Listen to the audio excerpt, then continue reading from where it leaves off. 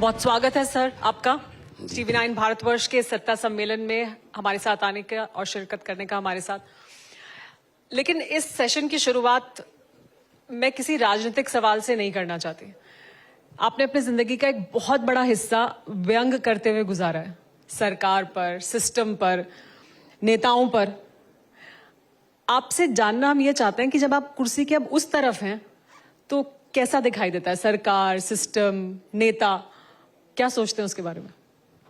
बड़ा अच्छा क्वेश्चन है। सबसे पहले TV9 का बहुत बहुत धन्यवाद कि यहाँ बुला के मान सम्मान दिया। सभी गणमान्य व्यक्ति जो बैठे हैं, सीनियर हैं, बड़े जर्नलिस्ट हैं देश के, सबका बहुत बहुत धन्यवाद और स्वागत। जब मैं व्यंग करता था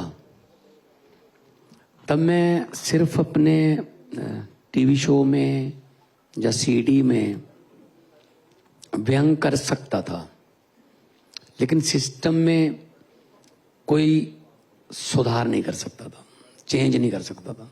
सिर्फ चोट कर सकता था कि ये गलत हो रहा है, ये गलत हो रहा है। अब ये फायदा है कि मेरे पास वो पेन है कि मैं सिस्टम में सुधार कर सकता हूं, कि मैं ये कहता रहा हूं, अब ये लागू करूंगा। शायद भगवान ने एक ऐसी स्क्रिप्ट लिखी है, स्क्रीन प्ले लिखा है मेरी जिंदगी में। 17.5 साल की उम्र में मुझे सुपरस्टार बनाया, वो भी सिस्टम पर बोलने के लिए, सोशल इवल्स पर बोलने के लिए। उसके बाद मुझे फिर इस एकदम से टॉप कैरियर को छोड़कर मैं इस लाइन में, मुझे भगवान ने आने की हिम्मत दी, समत बख्शी, बल बख्शा। तो फिर इसका मतलब जो मैंने कहा है वो रिकॉर्डेड है, तो फिर मैं उससे मुकर थोड़ी सकता हूं अब। तो मैं वही चीजें, कई बार मैं अपने ऑफिसर्स को भी कहता हूं कि मैंने ये चीज 2005 में मैंने एक CD में कही थी, देखो ये तो आपको अब करना पड़ेगा। अब पहले तो मैं कही थी, लेकिन भगवंत जी 2005 में तो कही थी, लेकिन आपने अपने अंदर के व्यंगकार को खत्म नहीं होने दिया है, इसमें तो कोई शक नहीं है। तो आज आपके अंदर का जो व्यंगकार है वो पंजाब के मौजूदा मुख्यमंत्री के बारे में क्या कहना चाहता है? देखिए, व्यंग जो है, जो स्टायर है, वो एक ऐसी चीज है कि जो बहुत कम शब्दों में बहुत बड़ी बड़ी बातें हो सकती है। मैं पार्लियामेंट में था, मैं 14 और 19 में MP भी था संगरूर से, लेकिन समय का कितना मिलता? 2 मिनट, 3 मिनट। अब वो वहां पे गिनती के हिसाब से टाइम देते हैं ना। हम पहले 14 में 4 थे, 19 में अकेले ही था, तो चलो 19 में थोड़ा सीनियर हो गया, 14 वाल तो थोड़ा सीनियरिटी की वजह से 2 मिनट और मिल जाते थे। लेकिन मिनट 2-3, एक बार तो मैंने स्पीकर साहब को कहा कि सर मुझे भी टाइम दीजिए। ये NRC पर डिबेट चल रही थी, रात के 9:30 बज गए थे, बिल पास करना था। मैंने कहा सर मुझे टाइम चाहिए। स्पीकर साहब ने कहा छोटी पार्टी को टाइम नहीं मिलेगा। मैंने कहा सर छोटी हैं, लेकिन है तो रिप्रेजेंट तो करता हूं 15 लाख लोगों को, तो थोड़ा सा टाइम तो दे दी। नहीं। मैंने कहा सर 30 सेकंड। वो थोड़ा चौंके, 30 सेकंड? मैंने कहा सर 30 सेकंड में क्या बोलोगे? मैंने कहा ठीक है सर 20 सेकंड। 20 सेकंड? मैंने कहा हाँ सर। चलो आपका समय शुरू होता है अब। तो मैंने कहा जी मैं तो स्पीकर साहब यही कहूंगा कि लंबे सफर को मीलों में मत बांटिए, कौम को कबीलों में मत बांटिए। एक बहता दरिया है मेरा भारत देश, इसको नदियों और झीलों में मत बांटिए। तो उन्होंने कहा ये तो अभी 12 सेकंड ही हुए हैं। मैंने कहा 8 सेकंड अगले भाषण के लिए रख लेना सर।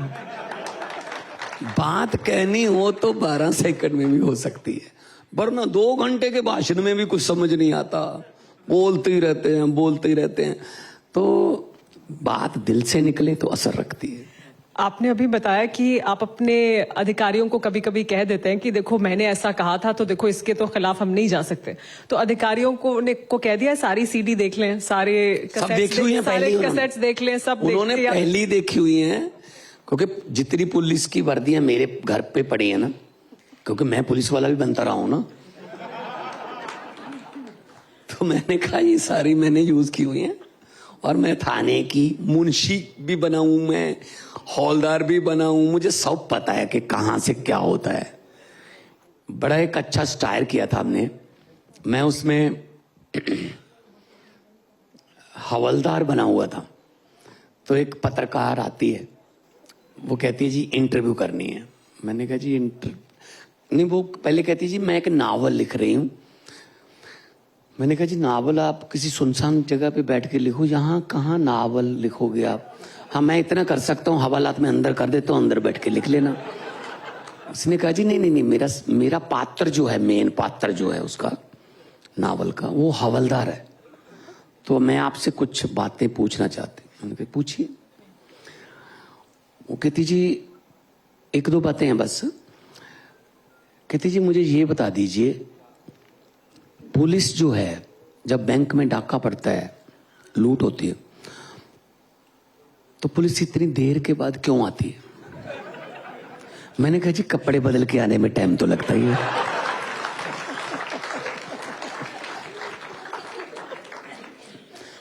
कहती अच्छा। उसने पूछा कि आपके पास कुत्ते होते हैं पुलिस वालों के पास। मैंने कहा हाँ जी सोइया कुत्ते होते हैं। वो कुत्ते क्या करते हैं? मैंने कहा जी चोर पकड़ते हैं। कहते फिर आप क्या करते हो? मैंने कहा हम कुत्तों को पकड़ते हैं। नहीं कुत्ते चोर कैसे पकड़ते हैं? मैंने कहा जी साइंस कहती है कुत्तों की सूंघने की शक्ति बहुत ज्यादा होती है। जब कहीं चोरी होती है हम कुत्तों को ऐसे लेके जाते हैं, जिधर जिधर को वो सूंघते सूंघते जाते हैं वहां जाके हम छापा डालते हैं, चोरी का माल बरामद हो जाता है और अपराधियों को पकड़ लेते हैं, चोरों को। कहती मेरा आखिरी सवाल है, इन कुत्तों की मदद से आपने कितने चोर पकड़े अब तक? मैंने कहा जी थोड़ा महकमे की प्राइवेसी है, हर बात बतानी जरूरी नहीं होती, मैं सस्पेंड हो जाऊंगा, आप ये सवाल मत पूछिए। कहती नहीं जी मैं आपका नाम ही नहीं लिखूंगी, मेरा तो पात्र है वो, मैं आपका नाम थोड़ी लिखूंगी। मैंने कहा जी क्या बताएं, कुत्ते थाने के पीछे संगली से बंधे हुए हैं, हर रोज सुबह दूध पिलाते हैं, उनको खाना खिलाते हैं, खोले ही नहीं जी हमने तो। कहते क्यों, अब आपके पास कुत्ते हैं तो खोलते क्यों नहीं? मैंने कहा जी क्या करें, जब भी उनको खोलते हैं हमारे अफसरों के घरों की तरफ ही जाते हैं। मैंने कहा कुत्ते को थोड़ी पता है कि ये एसएसपी है। मैंने कहा जी अब कुत्तों के पीछे लग के सस्पेंड होना है तो मतलब इस लेवल का व्यंग अब से सारा सुना हुआ है पुलिस वालों ने, ये सब सुन रखा है उन्होंने, तो तैयार। मैंने कहा भी देख लो फिर।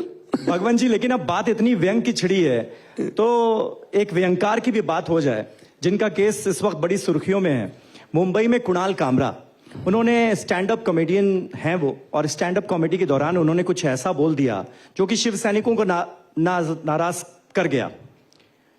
और उसके बाद शिव सैनिक उस थिएटर में पहुंच गए, उस हैबिटेट में पहुंच गए, उसमें तोड़फोड़ कर दी, एक चर्चा छिड़ गई कि भाई फ्रीडम ऑफ एक्सप्रेशन जो है उस पर हमला किया जा रहा है, उनके खिलाफ तमाम तरह के केसेस दर्ज हो गए। क्या आप इसे ठीक मानते देखो हो? व्यंग जो है ना वो ऐसा होना चाहिए जो जिस पर किया है वो भी उसको एंजॉय करे, पर्सनल नहीं होना चाहिए। मतलब गाली और व्यंग में खास फर्क नहीं होता, गाली सीधी हो जाती है, व्यंग थोड़ा एंगल से आता है, लेकिन कम से कम चोट तो है ना। मैंने पुलिस वालों की बात बताई कि कुत्ते जो हैं वो अफसरों के घरों की तरफ जाते हैं, इसका मतलब मैंने क्या कहा इसमें कि चोरी का माल तो सारा पुलिस वालों के पास ही होता है। फिर अब सीधा कहूंगा तो गुस्सा करेंगे, है ना? तो मैं बताता तो, लेकिन थोड़ा ना देश में पेशेंस की कमी हो गई है। कोई भी चीज को हम ऐसे ले लेते हैं, भावनाएं भड़क गई, जो करो इस पे PIL कर दो, FIR करवा दो। तो जो जैसे लालू जी का बहुत मिमिक्री करते रहे हैं राजू श्रीवास्तव, अभी हमारी दुनिया में नहीं है, हमने इकट्ठे लफ्टर शो में काम किया था। लालू जी की मिमिक्री करते हैं, अमिताभ बच्चन जी की मिमिक्री, बहुत सारे आर्टिस्ट उनकी मिमिक्री करके उनकी आवाज निकाल के खाना खाते हैं। तो ये नहीं है कि वो गुस्सा करे कि मेरी आवाज। अब यहां क्या हो गया है, छोटी सी बात पर मतलब झगड़ा। एक वो लड़का है राजस्थान का, वो मोदी जी की आवाज निकालता था, वो उसने बेचारे ने कोई बना दी वीडियो, उस पर पर्चा कर दिया जी। मतलब ये तो नहीं होना चाहिए कि आप कॉमेडी को कॉमेडी की तरह लो। आपने अमेरिका के शो, जे लेनो वगैरह के शो देखे होंगे, गुड मॉर्निंग अमेरिका वगैरह, वहां वो करंट प्रेसिडेंट को बिठा लेते हैं। ओबामा को बिठाया था, है ना, करंट बिल क्लिंटन को बिठा, करंट प्रेसिडेंट को बिठा के उनकी खिल्ली उड़ाते हैं। हंसना, हाँ, कोई पर्सनल व्यंग ना हो, कोई पर्सनल कोई ऐसी बात ना हो कि जो हर्ट करे, लेकिन ये जा तो दीवाना हंसे, जा जिसे तू तौफीक दे, वरना इस दुनिया में आके मुस्कुराता है कौन। क्या बात है। लेकिन आपको क्या लगा, कुणाल कामरा ने जो कहा वो व्यक्तिगत हो गए या वो व्यक्तिगत तो व्यंग नहीं था? नहीं भाई, नेम उन्होंने कहा है कि ये होता है देश में, ये होता है। अब वो पेशेंस ही नहीं रहा, हर बात पे तो पर्चा हो जाता है, हर बात पे पर्चा हो जाता है। मतलब देखो, ये मुझे नहीं पता आप ये टेलीकास्ट कर पाएंगे या काट देंगे इसको। मोदी जी देश के प्रधानमंत्री हैं, मोदी जी देश नहीं है। ये गलतफहमी ना पाल लें, देश के प्रधानमंत्री हैं, देश नहीं है वो। मोदी जी पर व्यंग करना देश पर व्यंग करना नहीं है, प्रधानमंत्री है भाई, हमने बनाया है, हमारा सबका प्रधानमंत्री है। तो ये नहीं होना चाहिए कि मोदी जी के खिलाफ कुछ भी बोलोगे तो पर्चा, पुलिस आएगी, फिर ये तुमने ये बोल दिया। मतलब थोड़ा पेशेंस ये भी रखना चाहिए कि आप पर भी कार्टून बनेंगे, आप पर भी। आर के लक्ष्मण जी क्या करते थे, वो करंट टॉपिक पे कार्टून बनाते थे। लेकिन अभी जब कुणाल कामरा की भी बात हुई, विरोध प्रदर्शन की बात हुई, एक और मुद्दा है जो बड़ा हर राज्य में आजकल बहुत सुर्खियों में रहता है, वो है बुलडोजर। और अब बुलडोजर पंजाब में भी एक्टिव दिखाई दे रहा है, तो वो पंजाब ने भी अडॉप्ट कर लिया है दूसरे मुख्यमंत्रियों को देख के कि वहां पे वो चल रहा है और बहुत चर्चा है उसकी, तो इस वजह से पंजाब में भी बुलडोजर एक्शन देखने को मिल रहा है। नहीं, कोई ऐसा अडॉप्टेशन की बात नहीं है कि देखो, जो नशे के विरुद्ध हमने जो युद्ध शुरू किया है पंजाब में, खासतौर पे चिट्टा बोलते हैं उसको, तो ज्यादातर वो सरहद पार से ही आता है क्योंकि हमारा बॉर्डर स्टेट है।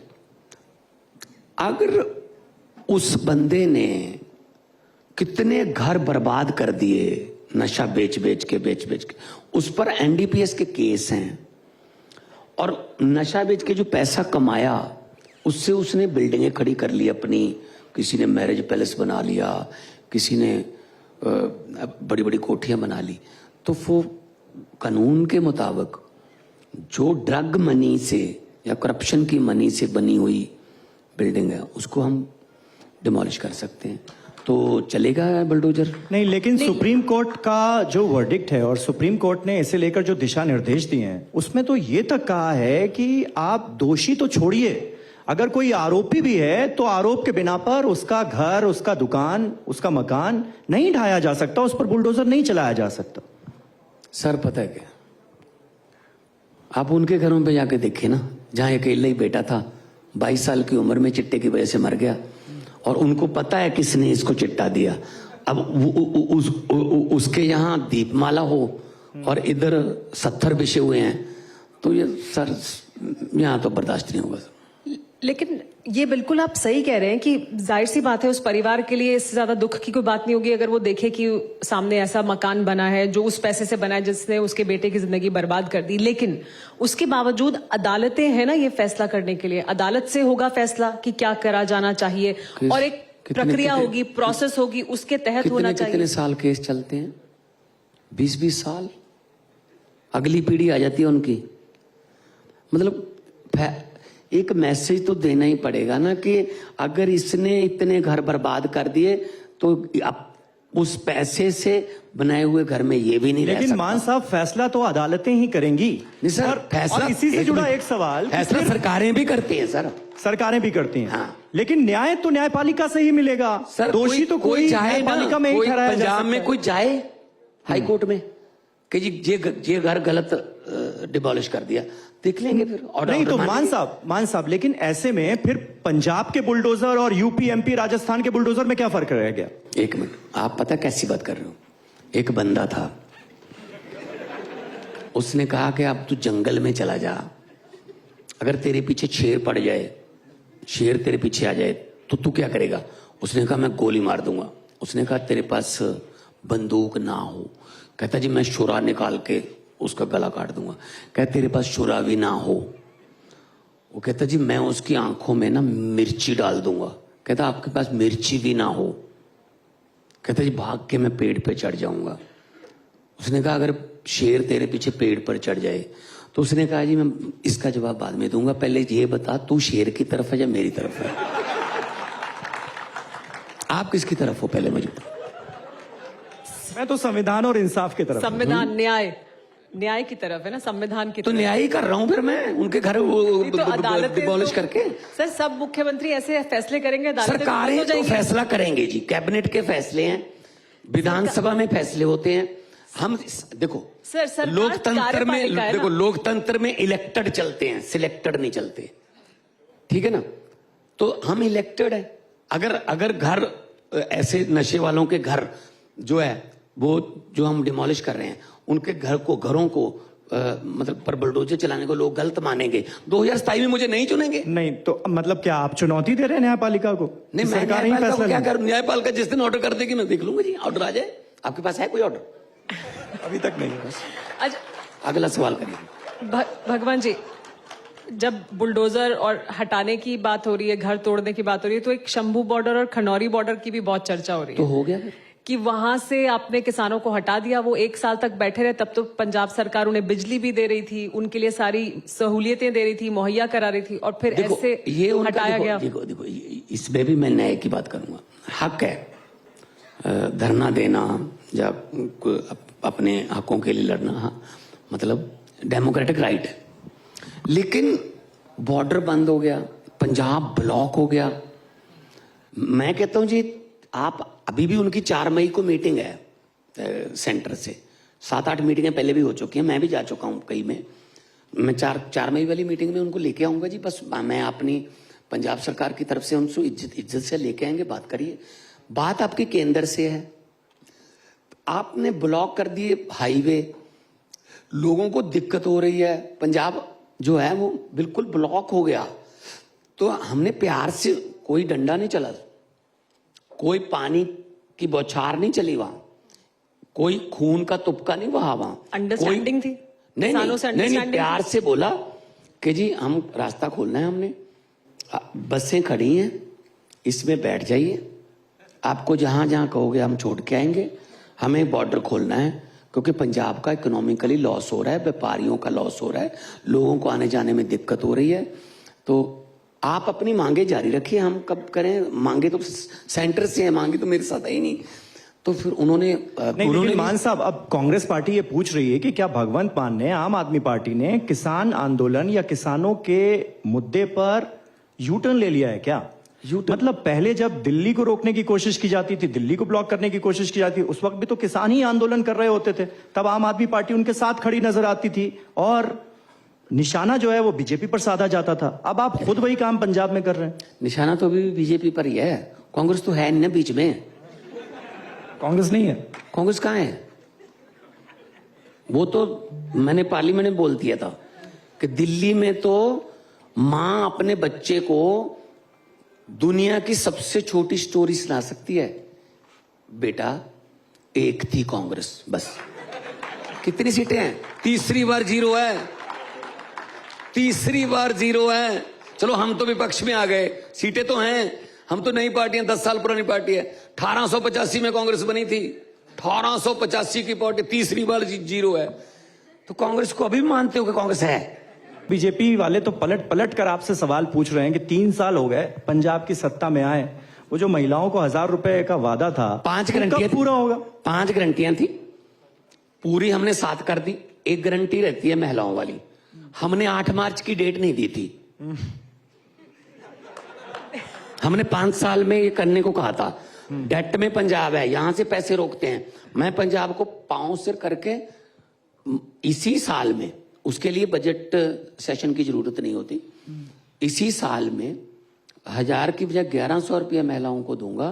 मान साहब, लेकिन वो 1000 रुपए की गारंटी वाला जिक्र मैंने बस इसलिए किया क्योंकि गलती आपकी, मतलब वादा पूरा आप नहीं कर पाए और यहाँ पर सजा भुगती अरविंद केजरीवाल ने।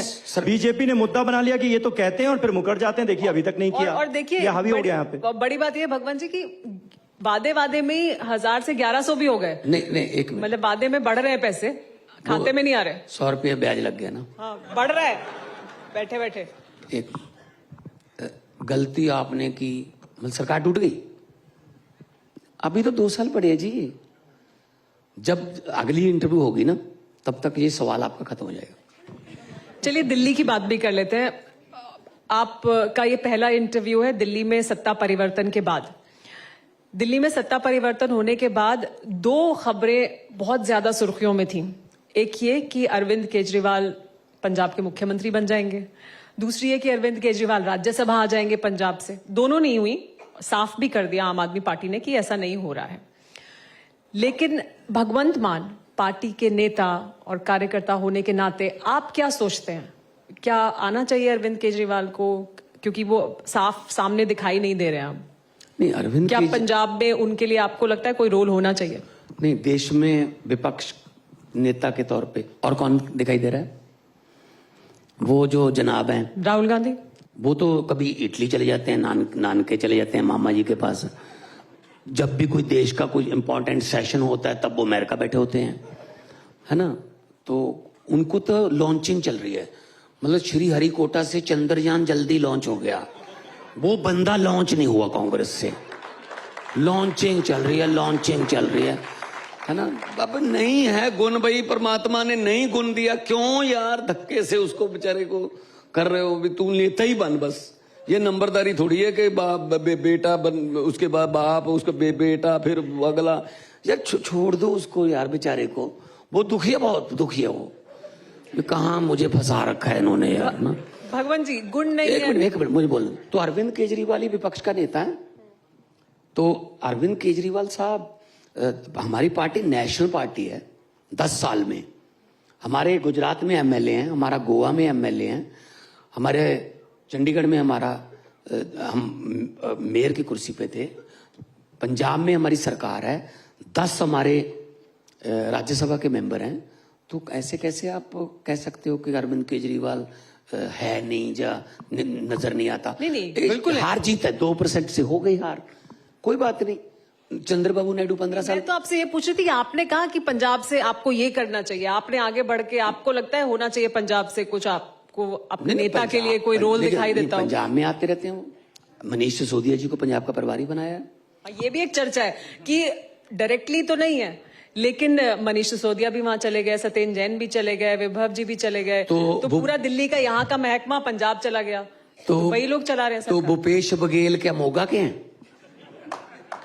छत्तीसगढ़ के साहब मुख्यमंत्री हैं, कांग्रेस के प्रभारी हैं पंजाब के। कभी उनसे पूछ लिया करो। अभी पार्टी दिल्ली से चल रही है हमारी, हमारा हेडक्वार्टर दिल्ली है, नेशनल पार्टी है। सौरभ भारद्वाज मध्य प्रदेश गया, गोपाल राय जी गुजरात गए, हमारे जितने तो हमारे भी प्रभारी बनेंगे। हमारे पर ही लागू क्यों करते हो ये? लेकिन पहले हरीश चौधरी था कांग्रेस का, राहुल गांधी, विजय रूपानी कहां से हैं? पंजाब के प्रभारी हैं बीजेपी के, उनसे पूछ लेना थोड़ा। लेकिन मान साहब, आप राहुल गांधी को कह रहे हैं कि वो जीरो हैं, कांग्रेस पार्टी जीरो है। वही इंडिया गठबंधन में आपकी सहयोगी है कांग्रेस पार्टी। वही चंडीगढ़ में अरविंद केजरीवाल चुनाव प्रचार करने के लिए जाते हैं कांग्रेस पार्टी के पक्ष में। उस समय अलायंस था जी, उस समय अलायंस था, संविधान बचाने की लड़ाई है और खुद भी लड़ रहे हैं, ठीक है ना। वो तो अब इंडिया अलायंस खत्म हो चुका है, आप लोग कांग्रेस मेरा पार्टी मतलब के साथ कांग्रेस से तो गठबंधन नहीं करेंगे। पंजाब में तो अलायंस नहीं किया था ना। पंजाब में तो 13 की 13 सीटें अलग अलग। चंडीगढ़ में लेकिन हुआ था। चंडीगढ़ क्योंकि यूनियन टेरिटरी है, ठीक है ना। उस समय दिल्ली और चंडीगढ़ का अलायंस हुआ तो आप मानते हैं केंद्र की राजनीति में देखो किसी को सत्ता से रोकना है, बुरे बंदों को रोकना है, जो सांप्रदायिक या हिंसा भड़काने वाले या धार्मिक भावनाओं को इस्तेमाल करने वाले, उसके लिए अकेले हमारा थोड़ी लाइंस था।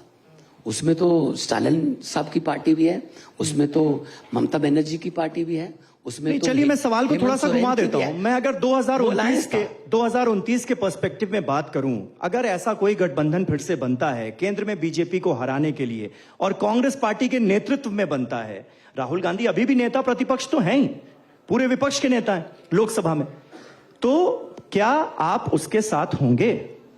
फिर वही बात, शेर के साथ हो या मेरे साथ हो। मैं तो मैं आपसे ये पूछ रहा कहना हूं। चाहता हूं, वो हालात क्या बनते हैं, कहाँ कौन किसको चुनता है, राजनीति में कुछ नहीं पता। चंद्रबाबू नायडू 15 साल बाद आ गए जी, और किंग मेकर बन के आ गए। ठीक है ना, राजनीति में कभी भी किसी को खत्म ना समझो, राजनीति में कभी भी किसी को टॉप पे ना समझो। ये पब्लिक है, लोग जब चाहें आदमी अर्श पर और लोग जब चाहें आदमी फर्श पर। मतलब राहुल गांधी अभी बुरे हैं, लेकिन आने वाले वक्त में हो सकता है अच्छे हो जाए। क्या पता वक्त का, वक्त किसी ने देखा है? वो भगवंत मान ने सोचा था मुख्यमंत्री बनेगा, एक टीचर का बेटा, साइकिल पर 10वीं की, उसके बाद कलाकार बन गए, सोचा ही नहीं था कभी। तो ना जाने किस भेष में नारायण मिल जाए, है ना। वक्त का क्या पता, क्या परमात्मा कोई आप खुद थोड़ी आता है, क्या पता किसी में किस में परमात्मा बस रहा है। तो इसलिए मैं तो कहता हूं कि देश अच्छे से चलना चाहिए, अच्छे लोग चुन के आने चाहिए। विधानसभा में अच्छे लोग जाएंगे तो अच्छे कानून बनेंगे प्रदेश के, लोकसभा में अच्छे लोग जाएंगे, अच्छे कानून बनेंगे देश के। अच्छी राजनीति होनी चाहिए, राजनीति बदलनी चाहिए। आम आदमी पार्टी गाली गलोच वाली नहीं होनी चाहिए। हाँ। सुबह उठ के मुझे और केजरीवाल को गालियां देने लगते हैं, ये बस। कौन दे रहा है ये गालियां? ये मोदी जी और बीजेपी वाले सुबह ही केजरीवाल को लग जाते हैं, अकाली दल और कांग्रेस वाले मुझे लग जाते हैं सुबह ही। अच्छा, ये अकाली दल पे इसके बाद आएंगे वापस, लेकिन आपने कहा, और आम आदमी पार्टी यही वादा करके आई थी कि हम राजनीति बदलेंगे, एक अलग तरह की राजनीति करेंगे। लेकिन फिर जब अरविंद केजरीवाल विपश्यना के लिए जाते हैं तो एक बड़ा काफिला देखा गया, लोगों ने गाड़ियां गिन गिन के बताई कि इतनी गाड़ियां थी। आप खुद ये कहते थे कि जब किसी सड़क का, किसी पुल का उद्घाटन हो तो नेता का नाम नहीं होना चाहिए, मजदूर का नाम होना चाहिए, क्योंकि जिसने मेहनत की है उसका नाम हो। लोग आते हैं अपने नाम का नेम प्लेट लगा के चले जाते हैं। अब वो भी हो रहा है, वो गाड़ियों का काफिला भी दिखाई दे रहा है। इस पर सवाल उठते हैं। देखिए, जब देखो बॉर्डर स्टेट है, बहुत से हार्ड डिसीजन लेने पड़ते हैं, और ऐसी स्टेट है जो काले दिन देख चुकी है, हर रोज थ्रेट आती हैं, भगवंत मान को और उसके परिवार को मार देंगे, खत्म कर देंगे, ये कर दिया, ये हो गया। तो देखो वो प्रोटोकॉल तो हमें लेना पड़ेगा, लेकिन मैं उनको ये बोलता हूं, अभी भी गाड़ियां आई हैं, लेकिन मैंने बोला हुआ है किसी को धक्का नहीं मारना, किसी को मतलब ये नहीं ऊपर हो जाओ, ऊपर हो जाओ। बल्कि मैंने ये कहा है कि जैसे बाई रोड जब निकलते हैं, कम से कम टाइम पे अगर कोई सड़क कहीं रोकना पड़ता है ट्रैफिक, आधे मिनट से ज्यादा ना रोको, क्योंकि पब्लिक ने हमें बनाया है। और पब्लिक ही अगर गालियां देगी, है ना, तो फिर अच्छा नहीं लगेगा। तो अरविंद जी को भी साथ में नहीं, मान साहब, तेरी पार्टी को खत्म कर देंगे, तुमने ये किया है काम, तो जो थ्रेट रहती है उसके लिए प्रोटोकॉल जो मान साहब, लेकिन उसी काफिले की तस्वीरें सामने आने के बाद बीजेपी की तरफ से ये हमला बोला गया कि अरविंद केजरीवाल वीआईपी सुविधाओं के बिना रह नहीं सकते, इसलिए ज्यादा पंजाब में नजर आने लगे हैं। देखो Z+ उनके पास कैटेगरी है जी, वो तो मिलेगी, ठीक है ना। तो ये बीजेपी वाले या प्रधानमंत्री जी ने उन पर शीश महल, पता नहीं क्या घर का नाम रखा था, अपना जो अपना बना रहे हैं, उसकी कीमत है कोई? मतलब वो बात है, तुम्हारा कुत्ता कुत्ता, हमारा कुत्ता टॉमी। मतलब जो इल्जाम लगाना है अरविंद केजरीवाल पे लगा दो जी, जो इल्जाम लगाया ये केजरीवाल जी, ये तो जी सड़क पे सोना चाहिए इसको, ये घर पे क्यों सोता है ये जी। मतलब एक स्टेट का चीफ मिनिस्टर है, मैं एक फुल स्टेट का चीफ मिनिस्टर हूं, तो फैसले लेने पड़ते हैं। फैसलों के लिए ऐसे हाल भी बनाने पड़ते हैं, पत्रकारों के लिए प्रेस कॉन्फ्रेंस के लिए जगह बनानी पड़ती है। तो ये तो फिर स्टेट के हेड को, अगर 3.5 करोड़ लोगों के कस्टोडियन हो, तो फिर कुछ ना कुछ तो उनके लिए काम करने के लिए माहौल तो चाहिए ना।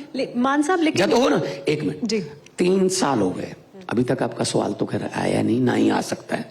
3 साल हो गए सरकार बने हुए, 1 रुपए का भी घोटाले का भगवंत मान पे इल्जाम है। 1 रुपए का इल्जाम है।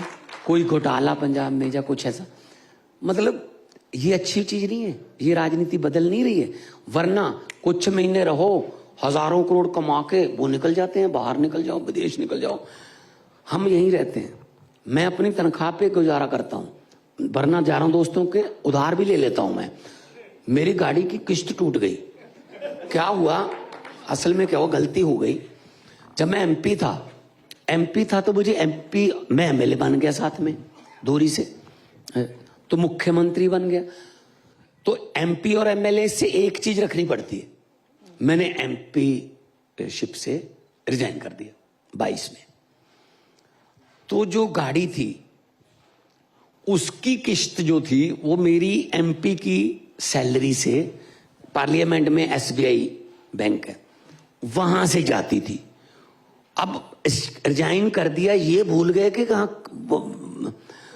तनख्वाह बंद हो जाएगी, तो तनख्वाह इधर से शुरू हो गई, लेकिन गाड़ी की किस्त वाली जो थी वो उधर वाली से रिजाइन कर दिया। नोटिस आ गया, कहते कौन आपकी गाड़ी उठा लें क्योंकि आपकी वो किस्त टूट गई। मैंने कहा यार किस्त टूट गई, ये क्या हो, कैसे हो गया। तो फिर हमने उनको कहा बैंक वालों को थोड़ा मतलब रहम कीजिए, इधर वाली तनख्वाह से करवा देते हैं ना, कोई बात नहीं, आपके पैसे देंगे हम, वो वाले मुख्यमंत्री नहीं है। वरना गाड़ियों के शोरूम में जाओ, अच्छी गाड़ी है, घर पे भेज दो, चलो है। ब्रेड के एक ब्रेड है पंजाब में, ब्रेड बनाने की कंपनी है जी, वहां पर हाशिया रुके सुखबीर बादल एक बाथरूम जाने के लिए। किकली कलीरदी भी सुना दीजिए। है जी, किकली कलीरदी वो भी सुना दूंगा जी। वो रुके, वो बेचारे वो बहुत खुश हो गए, डिप्टी सीएम रुक गया भाई, डिप्टी सीएम रुक गया। कह बैठे हमारी तो जी इतनी प्रोडक्शन है, कितने का ब्रेड है, कहते जी 1.5 रुपए का ब्रेड है। कहता जी फिर इसमें 1 रुपया मेरा रख लो। अब उसने कहा जी फिर इसको 2.5 करना पड़ेगा। कहते कर लो। वो ब्रेड वाले अब तक कह रहे हैं यार बड़ा पंगा हो गया, कहां रुक गए ये, मतलब जहां रुकते हैं वहीं हिस्सा। ढाबे पे रुक गए, ढाबे में हिस्सा। कोई गाड़ी देख ली, बस उसमें सवारियां हैं, बस ले लो।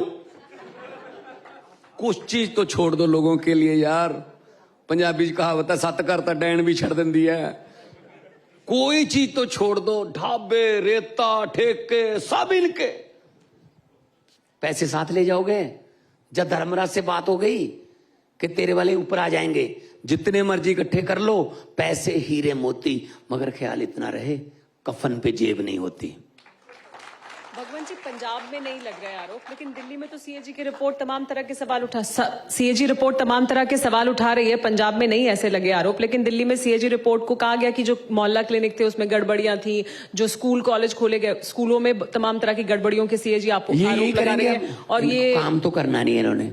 अब एफआईआर, सीएजी, ईडी है ना, सीबीआई, ये सिर्फ नॉन बीजेपी सरकारों की तरफ ही क्यों जाते हैं भाई। एक बंदे को खुद बोल के आए एचएम साहब, 70,000 करोड़ का घोटाला किया इसने। आजकल डिप्टी सीएम है जी, खजाना मंत्री है महाराष्ट्र का। अब तो मैं कुणाल कामरा नहीं हूं ना। लेकिन तो मान साहब, लेकिन मतलब साहब आप खुद ही कह रहे हो कि ये घोटालेबाज है। उसके बाद जब आ गया तो कौन सी वॉशिंग मशीन है भाई आपके पास। लेकिन मान साहब, आप ही की पार्टी के 2 विधायक पंजाब की विधानसभा में ये सवाल उठा रहे हैं कि 3 साल में स्वास्थ्य सेवाओं को लेकर कुछ नहीं हुआ। एक देवेंद्रजीत सिंह, उन्होंने तो कहा कि हमारे एरिया में, हमारे निर्वाचन क्षेत्र में हालात तो पाकिस्तान जैसे हैं, 3 साल से डॉक्टर नहीं है। ये सारी बातें हो आप ही सकता की है। विधायक देखो करें। देखो 75 साल का बिगड़ा हुआ सिस्टम 3 साल में ठीक नहीं हो सकता, लेकिन ये बात के लिए दाद तो दे दो कि हम अपने विधायकों को अपनी सरकार से सवाल पूछने का मौका दे देते हैं। इधर पूछता है कोई? इधर पूछता है कोई? सारे मोदी मोदी मोदी। अब 75 साल का पुराना ताना बाना कचरा साफ करने में टाइम तो लग जाएगा यार। हमारे वालों को भी अधिकार है यार, पूछे वो, उनको लोग पूछते होंगे, तो अच्छी बात नहीं है ये कि हमारे विधायक हमें पूछे। वीडियो बनेगी, वो जाके बताएगा मैंने ये पूछा था। आपके खैर मेरे भी नहीं, कुछ लोगों के हैं ये सब भाई साहब बैठे, फीते वाले बूट हैं, शूलेसेस वाले बूट जो है वो है। 4 दिन इनकी गांठ जो है वो ना खोलो, 5वें दिन चमचे की डंडी से या किसी सुए से या किसी तीखी चाकू से खोलनी पड़ेगी। 4 दिन पुरानी। मुझे तो 75 साल पुरानी गांठ मिली है, अब 3 साल में कैसे खोल दूं? खोलूंगा, हो रहा है, काम हो रहा है। मोहल्ला क्लिनिक बन रहे हैं, शानदार स्कूल बन रहे हैं। आज पंजाब में मैं आया हूं, मेगा पीटीएम थी सरकारी स्कूलों की। पहली बार हो रहा है पंजाब में कि सरकारी स्कूलों में पेरेंट टीचर मीटिंग हो रही है। पहले होता ही नहीं था, सिर्फ प्राइवेट में होता था। और इतने माँ बाप आए हुए थे, इतने खुश थे कि हमें पता चल रहा है हमारा बच्चा कहाँ पढ़ रहा है, कौन कौन उसको पढ़ा रहा है। टीचर खुश कि हमें भी पता चल रहा है कि स्कूल के बाद ये कहाँ जाता है, स्कूल के बाद इसकी संगत कहाँ है, कहीं पढ़ाई बेकार तो नहीं जा रही। तो मतलब बहुत कुछ नया हो रहा है सर। आने वाली इंटरव्यू में आपके मेरे ख्याल में 90% सवाल कम हो जाएंगे। हम भी यही उम्मीद करते हैं। जरूर। Thank you.